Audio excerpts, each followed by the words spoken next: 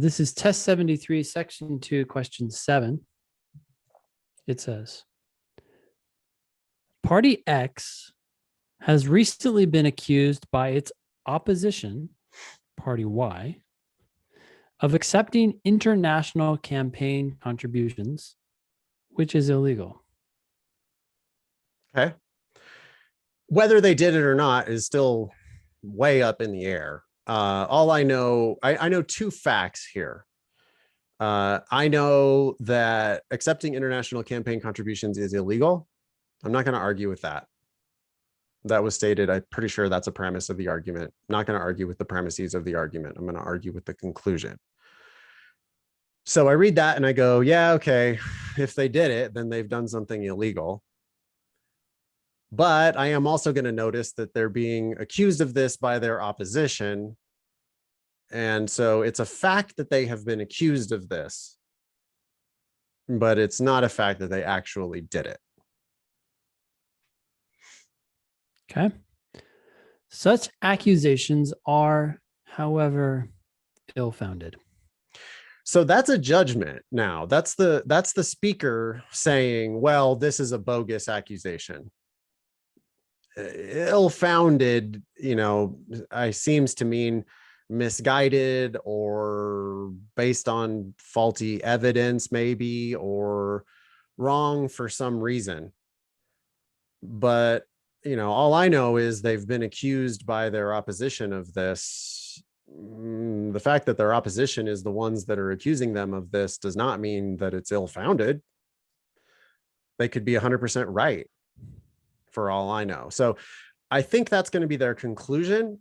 And I'm wondering what their evidence is for why these are ill-founded accusations. 3 years ago, Party Y itself was involved in a scandal in which it was discovered that its national committee seriously violated campaign laws. Okay. I mean, if the conclusion had been such accusations are hypocritical, then I might have to acknowledge that it does seem like hypocrisy. If you yourself did it, then it might be hypocritical of you to attack someone else of doing that exact same thing that we know you did. By the way, I'm accepting that whole last sentence as a premise of the argument. I'm not arguing with the idea that Party Y did do this exact same thing 3 years ago. I'm granting, yep, they were guilty. It was a scandal. They did it. But I'm not willing to grant that the fact that Party Y did it does not mean that Party X didn't do it, or that it's wrong to attack Party X for doing it. Ill-founded seems like based on shoddy evidence, or, like, oh, we shouldn't listen to these accusations because they themselves did it. Wait, I mean, actually, if Party Y did this thing, well, then who would know better if Party X, in fact, did do it?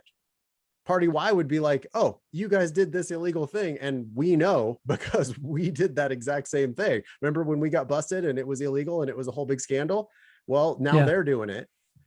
Well, that accusation should still be able to stick, whether or not they're hypocritical. I don't care. Well, it's like if the Trump administration all of a sudden was accusing people of graft. It's like, well, you guys are the biggest grifters there are. So I would probably believe you if you attacked somebody for graft because you know how that's done. Yeah. So the only thing I would take issue here with you, I agree with that 100%. The only thing I would take issue with here is this idea that Party Y did what Party X, or I'm sorry. Yeah, that Party Y did what Party X is accused of doing.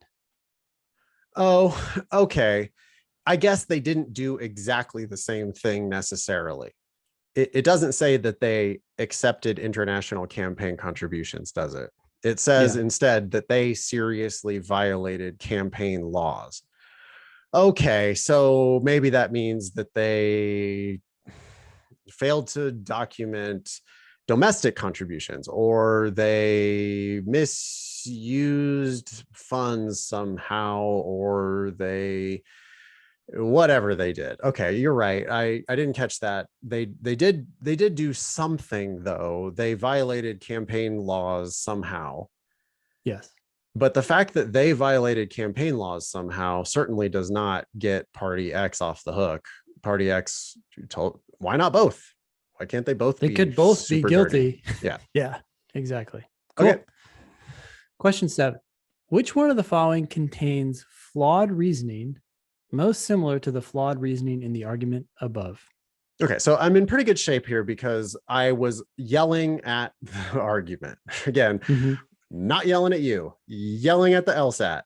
On the logical reasoning especially, they just continually make bogus argument after bogus argument after bogus argument, and I know that my job is to call bullshit. I have already called bullshit. One thing that students do way wrong here is they fail to call bullshit on the argument. Then the question says, which one of the following contains flawed reasoning most similar to the flawed reasoning in the argument above? And they haven't objected at all. Like they're like, oh yeah, that does seem hypocritical. And then they like ignore the question basically. I mean, they're quite literally asking you to match the flaw. It's not what students do, novices anyway, is they go in and they do this weird, like, well, I'm going to match one word to one word, and then I'm going to match one phrase to one phrase. And I'm going to try to, it's like, they think that it's like a structure operation. And it's probably not. It's probably a big picture match the flaw. And I like to do these matching flaw questions as if I'm matching an objection, right? So my objection is, hey, just because they did something bad doesn't mean that they're wrong when they accuse somebody else of doing something bad. Why can't they both have done something bad? And that's what I'm looking for as I go into these answer choices. I would add to that if you're doing the test correctly, you're identifying that flaw before you even read the question, right? And if you fail to identify that flaw, but you're still trying to identify that flaw, then you might have come to the conclusion that the argument is valid. And I've done this. I've said, okay, yeah, argument seems decent to me. Right. And then I read which one of the following contains flawed reasoning most similar to the flawed reasoning in the argument above. And it's like a train has just hit me, right? I was walking across the tracks and bam. And it's like, I am completely aware of the fact that a train has hit me. I'm going back to the argument and say, okay, fuck, what is wrong with this argument? Whereas you're talking about people who are just like, okay, cool. Let's read A. And it's like, no train has hit them.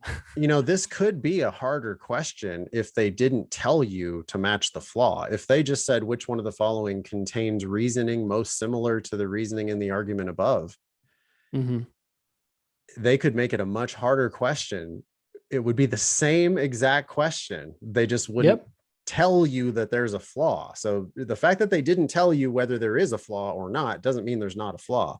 But when they do tell you that there's a flaw, then your job is to match the flaw.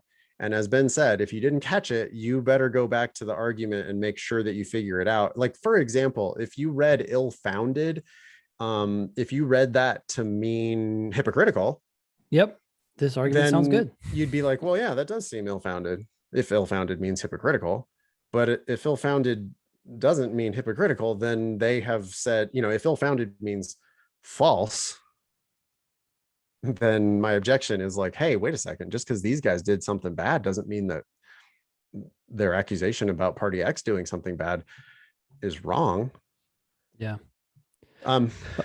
Another way of thinking about these questions, these matching flaw questions, the given argument smells bad, like it's got a stink to it, right? It's just like, come on now, you don't get to do that's gross, right? When I go into the answers, I for sure need an answer that smells bad. It's like so many times people will end up picking an answer that is like superficially similar, but it's not even flawed. Like, I'm not picking an answer that smells like roses here. I'm picking an answer that smells bad, and it's got to smell similarly bad. So I think the best tool here is to try to match your objection. And again, I'm looking for, hey, just because they did something bad doesn't mean they're wrong when they accuse you of doing something bad. All right. Oh, I want to say one last thing, Yeah. like a 15-second disclaimer.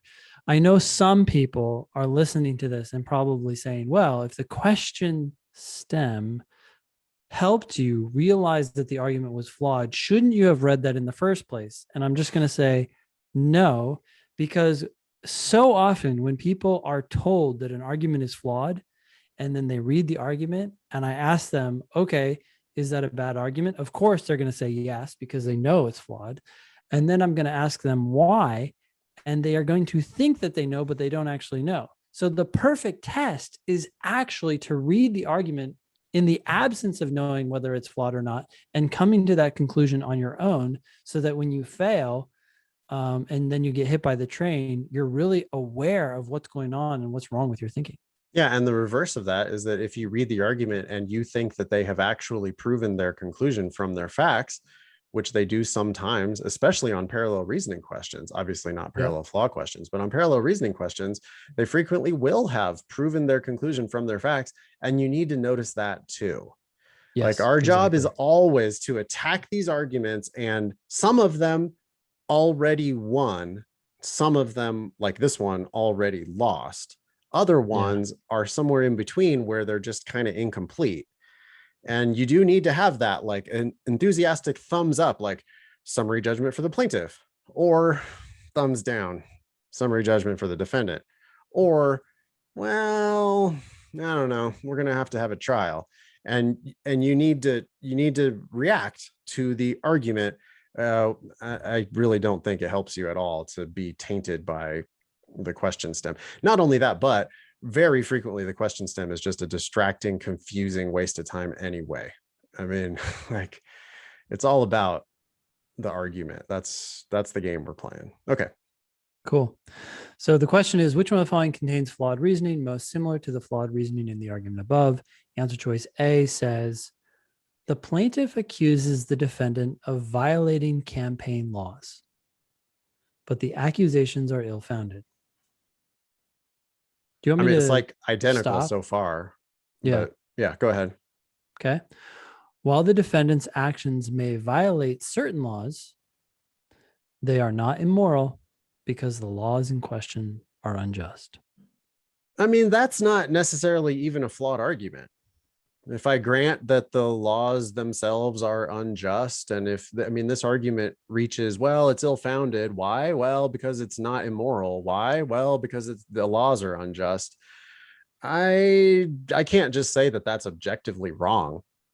The given argument was objectively flawed, and I don't see that as flawed. So next. Just a quick side note. I would say yeah, I guess it depends on what we mean by ill-founded. Exactly. And I don't really know. It's unclear, but yeah, like I because they have are just violating them. Does that matter? I don't know. Yeah. maybe not. They might be perfectly in the right. If we're, if we accept as a premise that you're allowed to violate unjust laws, or that it's ill-founded to accuse anybody of doing something that's not immoral, then A seems that would be actually a sufficient assumption of A. Anyway, I mean, even if it's incomplete for sure. It's just not, I don't Even if have it such a is clear flawed, objection. yeah. Yeah. Yeah, it's not the flaw that we were talking about. Right. Cool. B, the plaintiff accuses the defendant of violating campaign laws, but these accusations show the plaintiff to be hypocritical because the plaintiff has engaged in similar conduct. See, that also I don't think is flawed. A student, like a total novice, would pick that because it has a matching theme. Like the given argument did seem to be suggesting if you're hypocritical, then you're ill-founded. But B makes a specific conclusion of you're hypocritical. And I guess one definition of hypocrisy would be accusing other people of doing the same shit that you do. So Good. B to me seems like, yeah, maybe they are hypocritical. It doesn't smell bad to me. Next. Yeah, the key there is the conclusion changed, right? Right. Just, yeah. C, the plaintiff accuses the defendant of violating campaign laws, and in the past, courts have declared such violations illegal. So that's exactly the same so far. I think novices would be like, well, courts, what do courts have to do with it? But the given argument said it is illegal to do this thing. And C says courts have declared it illegal, which really just means that it's illegal. Like, I don't care why it's illegal. I don't care if there was like a statute or whether the courts determined it to be illegal or what. It's just, it's illegal to do this thing. So they have been accused of an illegal thing. So C seems like a perfect match so far. Nevertheless, because the plaintiff recently engaged in actions that were similar to those of the defendant, the plaintiff's accusations are ill-founded. And that's going to be the answer. It's almost identical, man. That argument is like, it's actually not that hard of a question ultimately, because it uses so many of the exact same words. They threw in the thing about the courts, which is a little bit of a curveball, but it doesn't actually change the meaning of the premises. The ill-founded matches perfectly, but they didn't even have to say necessarily ill-founded. They surely could have said a synonym of that, poorly judged or something like that. I think that would still make C the answer. Poorly considered or something like that. I would still, I think, have to pick C. The big flaw, right?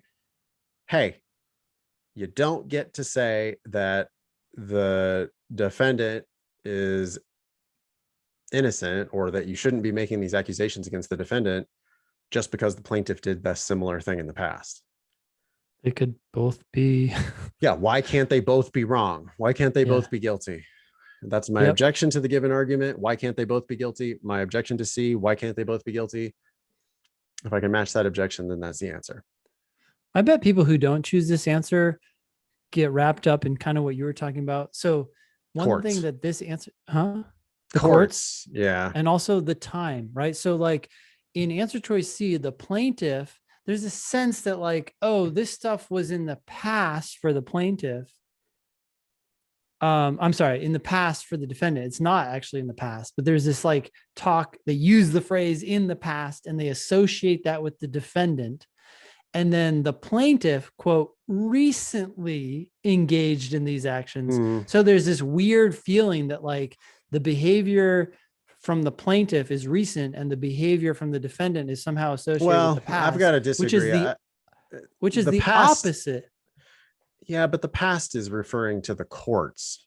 In the past, courts have declared Nathan, such violations illegal. I agree with you. But you're just saying like one way of misreading it is to think. Yeah, I feel like the vibe, like if you're just reading this, right, especially if you're reading it loosely, there's this sense you're like, wait a sec, this switched, because in the original it said 3 years ago, the accusing party did this thing. And then this answer choice says the accusing party, the plaintiff, recently engaged in these actions. So all of a sudden people are like feeling like, oh, wait, they've switched the time. And so that's not good. I mean, the plaintiff needs to have done this in the past. I see what you're saying. You have to realize that like things can be different about an argument, but not critical to the underlying reasoning and the underlying flaw. Well, it doesn't even have to be about campaign laws. It doesn't have to be about one party accusing another party. This could have been about kindergartners. Billy was wrong when he accused Janet of punching him in the face because 2 years ago, or because yesterday, Billy punched someone else in the face. And it's like, well, why not both? You got to get to that objection, and the objection is going to be the same, even if it's in an entirely different context. So yeah, we can't dismiss C because of superficial differences, for sure. D, the plaintiff accuses the defendant of violating campaign laws, but these accusations are ill-founded. They are clearly an attempt to stir up controversy because they were made just 2 weeks before the election. I mean, I would definitely object to that. Um, I would say, even if they are an attempt to stir up controversy, they could still be correct. Yep. Why wouldn't you want to stir up controversy if you're If they 2 are weeks correct. before an election? And if they are correct, you're going to want to make as big of a stink about it as you possibly can. So I don't care whether it's an attempt to stir up controversy. I care about the truth or falsity of the claim. D's not addressing the truth or falsity of the claim. But my objection to it is just there is no like, oh, but you yourself did a similar thing. That's not even in D at all. It was in the given argument and it was in C. That's enough for me to just dismiss D. So you're saying D is invalid or flawed, but not flawed in the same way. It smells, it just does not smell the same way. E, the plaintiff accuses the defendant of voting only for campaign laws that would favor the defendant's party. This accusation is ill-founded, however, because it attacks the defendant's motivations instead of addressing the arguments the defendant has put forth justifying these votes.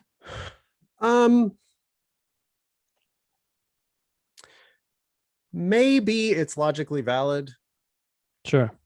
Maybe if you're accusing them of voting only for campaign laws that would favor the defendant's party, then you are in fact attacking their motives. Like, well, you're only doing this because it benefits you. And maybe that's attacking their motives rather than listening to their actual policy arguments, which might be like, oh yeah, well, sure, it does benefit us, but it benefits everybody. And that's why we want it. That's why we think it's a good idea. Nothing there about the person doing the accusation having been guilty of the same thing or similar thing in the past. And I've already got C, and I just wouldn't spend too much more time with it. Yeah. Sounds like you're saying E doesn't smell that bad, but even if it did smell badly, it's not the same stink.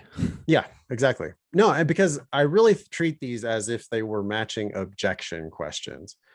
And we could even rename the question type, matching objection, where you've read an argument that was objectionable, you should make an objection. And then when you go into the answer choices, you should be looking to match that objection. It's just another way of saying match the flaw. But my objection Match to the C, stink. yeah, match the stink. We call it that. Okay, cool.